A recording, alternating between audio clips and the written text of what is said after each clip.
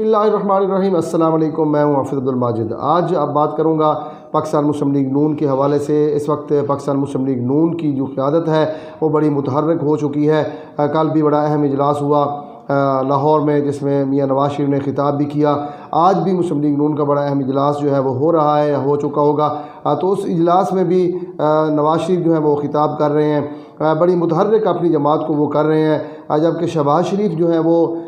گرفتار ہو کے جیل میں ہے۔ تو اس حوالے سے دیکھا جائے تو مسلم لیگ نون جو ہے وہ کافی متحرک ہو چکی ہے۔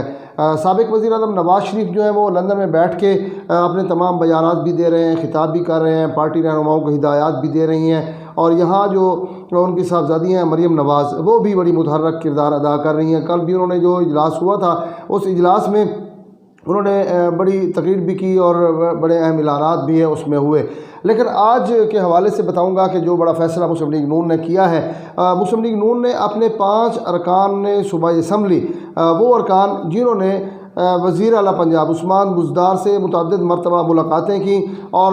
ملاقاتوں کے بعد مسلم لیگ نون نے ان کو شوکاز نوٹس بھی جاری کیے تھے، لیکن وہ مختلف طریقوں سے واپس مسلم لیگ نون میں آتے رہے اور اپنے جوابات دیتے رہے۔ لیکن فائنل جو ہے آج مسلم لیگ نون کے سیکریٹری جنرل احسن اقبال نے پارٹی قیادت کی مشاورت سے، پارٹی قیادت کی ہدایت پر ان 5 ارکان کو مسلم لیگ نون سے نکالنے کا اعلان کیا ہے۔ ان 5 ارکان پر الزام یہ ہے کہ انہوں نے پارٹی پالیسی اور پارٹی نظم و ضبط سے ہٹ کر وزیر اعلیٰ پنجاب عثمان بزدار سے ملاقات کی، اور اس ملاقات میں انہوں نے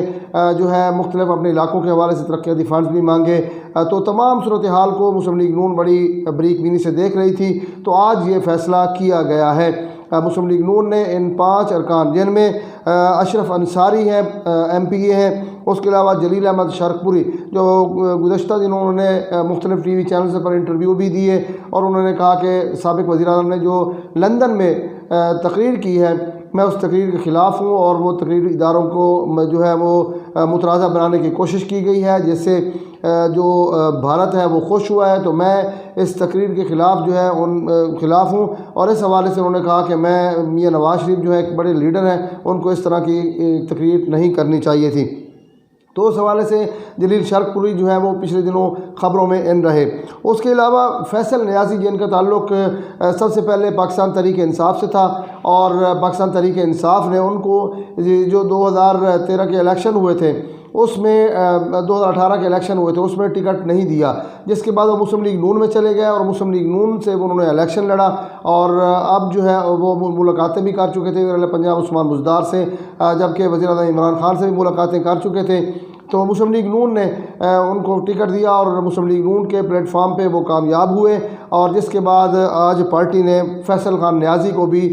مسلم لیگ نون سے نکال دیا ہے۔ نشاد احمد خان ڈاہا، جن کا تعلق بھی خانیوال سے ہے، فیصل نیازی کا تعلق بھی خانیوال سے ہے، نشاد احمد خان ڈاہا ان کا تعلق بھی خانیوال سے ہے، ان کو بھی پارٹی پالیسی کی خلاف ورزی اور نظم و ضبط کی خلاف ورزی کرتے ہوئے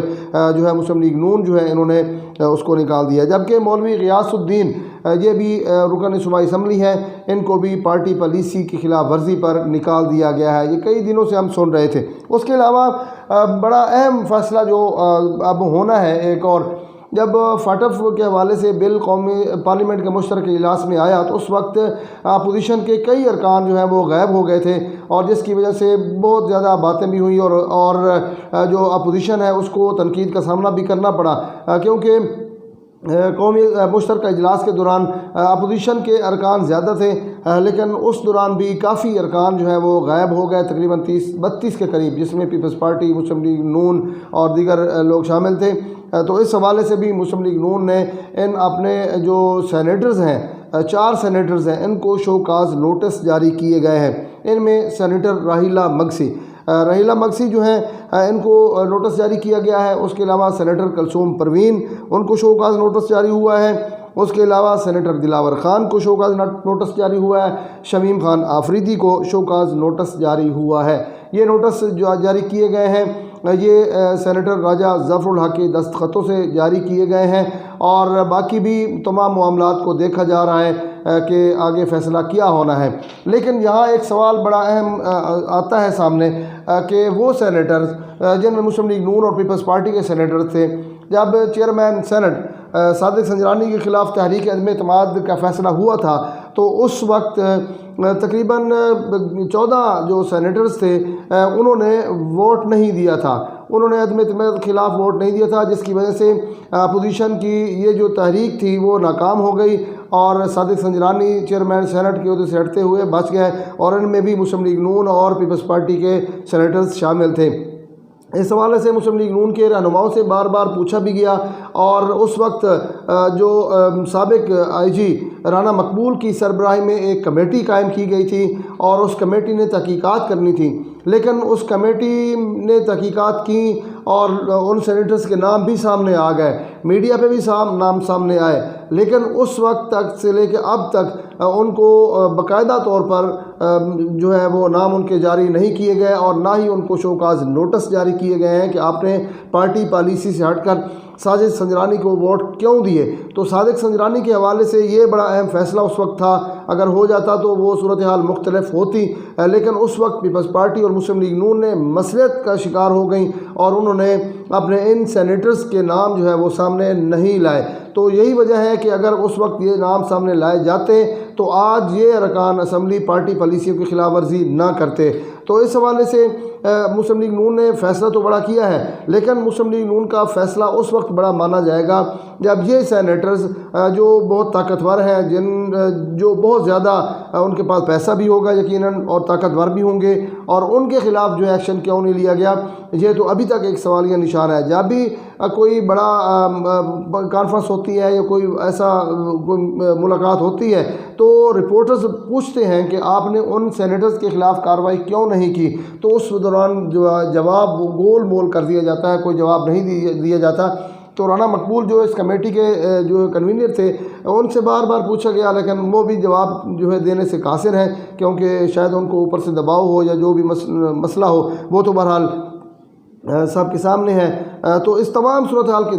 کو دیکھا جائے تو فیصلے اب مسلم لیگ نون جو ہے وہ فیصلے کر رہی ہے، اور اس کی کوشش یہی ہے کہ اب پارٹی کو متحرک کیا جائے۔ شہباز شریف چونکہ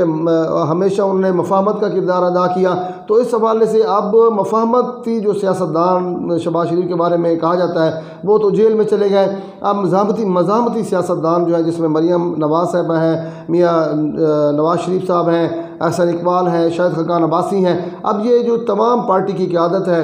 یہ اب مسلم لیگ نون کو آگے اب لے کے چل رہی ہے، اور آج بھی نواز شریف نے خطاب کرنا ہے۔ تو تمام صورتحال کو اگر دیکھا جائے تو اب مسلم لیگ نون جو ہے وہ کافی متحرک نظر آ رہی ہے۔ آج بھی شاہد خاقان عباسی جو ہے ان کا ایک بیان آیا کہ ہم نے اب فائنل راؤنڈ جو ہے وہ حکومت کے خلاف کھیلنا شروع کر دیا ہے۔ اب دیکھتے ہیں کہ یہ فائنل راؤنڈ جو ہے وہ کتنا تک چلتا ہے، کیونکہ پی ڈی ایم جو ہے وہ بھی معرض وجود میں آ چکا ہے، اور کل بھی اس کی میٹنگ ہے پی ڈی ایم کی، اور اس میں سربراہ کا چناؤ ہونا ہے، جس میں ذرائع بتا رہے ہیں کہ مولانا فضل الرحمان پی ڈی ایم کے سربراہ ہوں گے، سیکریٹری جنرل کی شپ جو ہے وہ شاہد خاقان عباسی کو ملنے کی امید ہے، جبکہ باقی جو عہدے ہیں وہ پیپلز پارٹی اور دیگر جو چھوٹی جماعتیں ان کو دیے جائیں گے۔ بہرحال یہ فیصلہ بھی کل ہوگا۔ اب دیکھتے ہیں کہ پی ڈی ایم کے پلیٹ فارم پہ کتنے بڑے فیصلے ہوتے ہیں۔ مجھے دیجیے اجازت، انشاءاللہ نئی ویڈیو کے ساتھ پھر حاضر ہوں گا۔ اللہ حافظ۔